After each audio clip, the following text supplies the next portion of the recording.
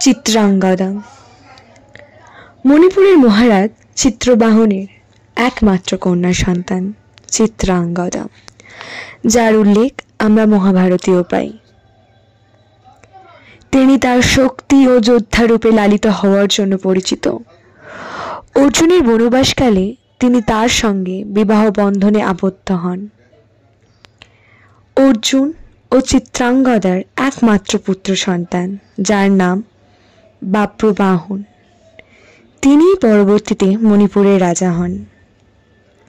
চিত্রাঙ্গদার কাহিনী বিভিন্ন রূপে রূপান্তরিত হয়েছে, যার মধ্যে অন্যতম রবীন্দ্রনাথ ঠাকুরের চিত্রা, যেখানে লিঙ্গ পরিচয় ও প্রেমের জটিলতা তুলে ধরা হয়েছে।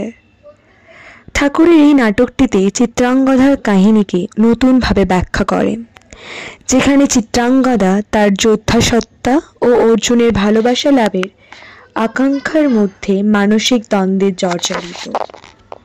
ঋতুপর্ণ ঘোষের চিত্রাঙ্গদা দ্য ক্রাউনিং উইশ এই চলচ্চিত্রে আধুনিক প্রেক্ষাপটে লিঙ্গ পরিচয় ও আত্ম অন্বেষণের ভাবনা তুলে ধরা হয়েছে।